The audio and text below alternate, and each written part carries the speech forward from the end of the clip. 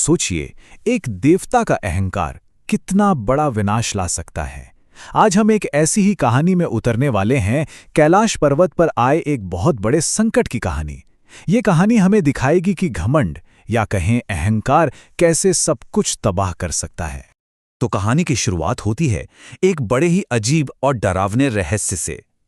अचानक कैलाश पर्वत, जो कि शिव और पार्वती का निवास है, उसके चारों तरफ एक अनदेखी, एक ऐसी दीवार खड़ी हो जाती है जिसे कोई पार नहीं कर सकता। और सबसे बड़ी बात, किसी को पता नहीं ये आई कहां से। देखिए, ये कोई मामूली रुकावट नहीं थी, ये एक ऐसी ताकत थी जो सोच से भी परे थी, इतनी शक्तिशाली कि बड़े-बड़े देवता भी इसके सामने बेबस हो गए।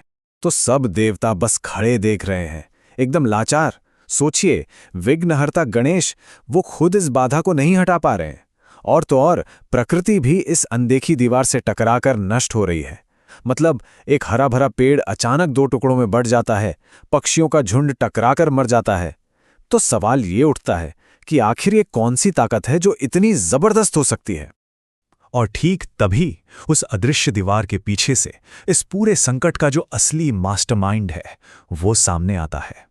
और वो जो ऐलान करता है, उसे सुनकर सब सन्न रह जाते हैं।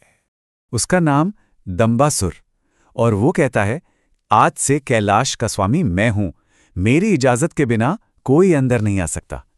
एक असुर देवताओं के घर पर ही कब्जा कर लेता है। पर यह हुआ कैसे? कोई असुर इतना शक्तिशाली कैसे हो सकता है?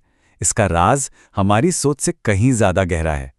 असल में दंभासुर कोई आम असुर है ही नहीं, उसका जन्म एक देवता से हुआ है, और वो देवता कोई और नहीं बल्कि खुद सृष्टि के रचयिता ब्रह्मदेव हैं। है ना चौंकाने वाली बात? तो ये कैसे हुआ, इसे समझने के लिए हमें थोड़ा पीछे, मतलब कहानी की शुरुआत में जाना होगा। तो ये जो आज कैलाश पर संकट आया है, इसकी जड़ें बहुत पुरानी हैं। ये कहानी शुरू होती है ब्रह्मदेव के अहंकार से। एक समय था जब ब्रह्मांड के निर्माता ब्रह्मदेव अपनी ही ताकत के घमंड में, अपने ही अहंकार में डूब गए थे। उन्होंने ऐलान कर दिया, मैं ही सबसे बड़ा देवता हूं, मैं त्रिमूर्ति का हिस्सा नहीं, मैं उनसे भी ऊपर हूं, मैं ही सृष्टि करता हूं, सब कुछ मुझसे ही शुरू होता है। मतलब उन्होंने खुद को विष्णु और शिव से भी बड़ा बता दिया। अब ब्रह्मदेव के इस दावे की परीक्षा लेने के लिए शिव एक विशाल अंतहीन प्रकाश स्तंभ के रूप में प्रकट हुए। उन्होंने ब्रह्मदेव से कहा कि वो या तो इसका ऊपरी सिरा ढूंढे या निचला। ब्रह्मदेव ऊपर गए, लेकिन उन्हें कोई अंत नहीं मिला। जब वो नाकाम रहे तो उन्होंने आकर झूठ बोल दिया कि उन्होंने सिरा